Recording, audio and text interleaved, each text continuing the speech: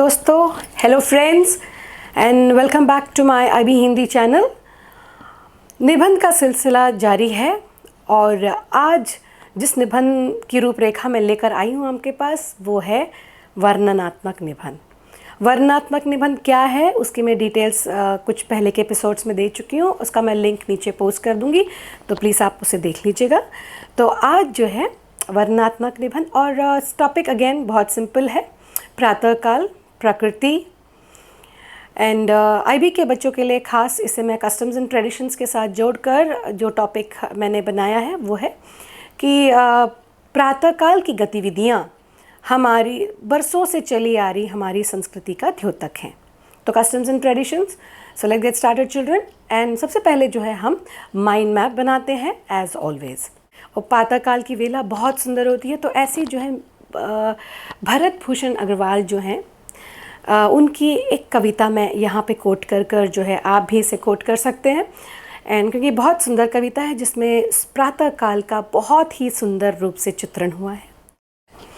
जागो जगती के सुप्त बाल, पलकों की पंखुड़ियाँ खोलो, खोलो मधुकर के अलस बंद, दृग भर समेट लो यह श्री यह कांति, बही आती दिगंध से यह छवि की सरिता, अमंद झरझर झरझर।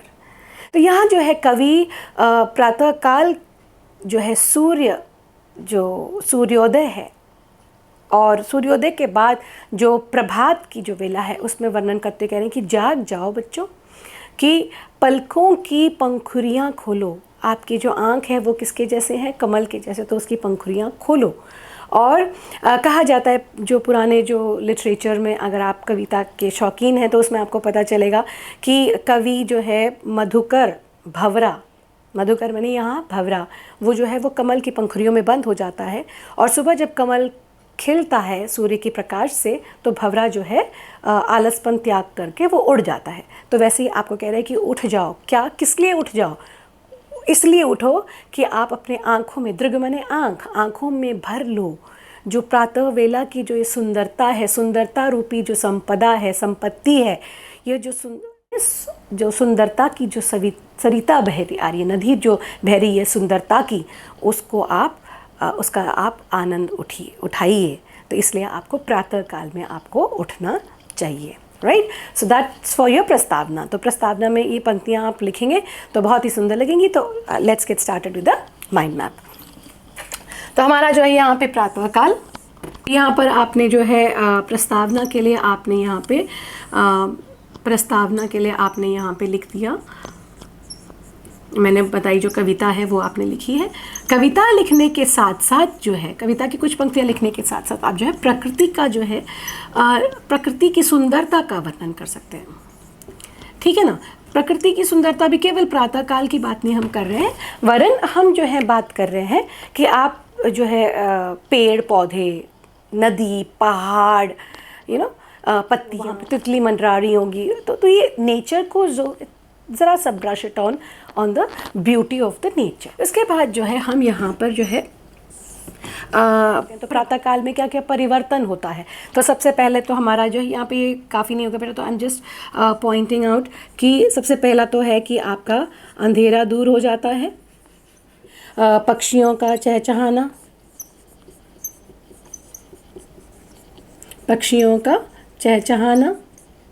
ठीक है।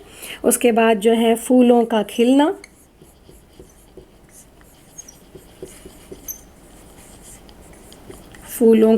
ये फिर है शीतल पवन, ठीक है, शीतल पवन। और वातावरण जो है यहाँ पर जो है बहुत, यहाँ पे मैं पॉइंट्स लिखूँ तो ये हमारा 1 2 3, ये 4, मैं यहाँ पे 5 लिखूँगी। वातावरण जो है, वातावरण सुगंधित हो जाता है,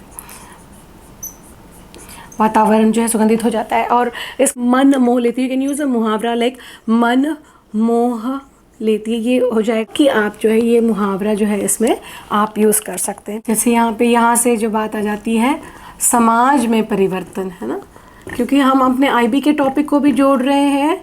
कैसे कैसे परिवर्तन आपको नज़र आते हैं? तो सबसे पहले तो हमारी माँ जो है रसोई घर में नाश्ता में चाय नाश्ता बनाती हैं, वाला सब्जी वाला, इन सब से जो है आप इनकी जो है आवाज़ सुनाई देती है। एंड लाइक ये और कहीं नहीं होता, केवल हमारे भारत में ये जो है बात होती है कि सब्जी वाला आ रहा है, दूध वाला आ रहा है। हमारी जो सोसाइटी है उससे भी आप प्रातःकाल का कर सकते हैं। जैसे देखिए मंदिर में पूजा अर्चना होती है। चर्च में जो है में ईसा मसीह गुरुद्वारे से गुरुबानी आ गई। फिर मस्जिद से जो आयत पढ़ने के आयतें जो हैं आयतें पढ़ना। हाँ, आप ऐसे ध्वनि को सुनते हैं सुबह सुबह तो आपके मन में एक शांत प्रवृत्ति आ जाती है और आप बड़े ही सकारात्मक रूप से दिन की जो है शुरुआत करते हैं। इसके बाद जब आप कंक्लूड करेंगे उपसंहार के लिए जो है कि आप क्या प्रेरणा प्राप्त करते हैं, जीवन में अंधियारे से न डरें। दूसरी बात कि मुश्किल से डट कर मुकाबला करें।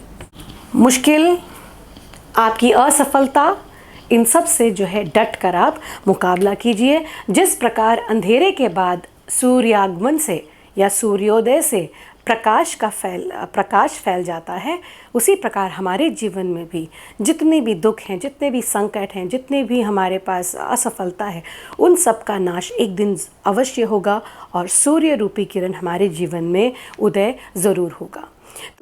इंस्पिरेशन के रूप में आप इसका समापन कर सकते हैं। तो इस प्रकार जो है उपसंहार आप लिखते हुए, ये मैंने बेसिक पॉइंट्स बताई हैं। आप अपनी क्लास के लेवल से, चाहे आप 10 में हैं, आप 12 में हैं, जैसे भी आप हैं उसके आधार पर जो है आपको भाषा और शब्द, ये आपका चयन है और आपको वैसे ही करना है। तो उम्मीद है कि आपको ये ट्यूटोरियल अच्छा लग रहा होगा। अगर लग रहा है तो प्लीज़ लाइक कीजिए, कमेंट कीजिए और सब्सक्राइब कीजिए मेरे चैनल। धन्यवाद।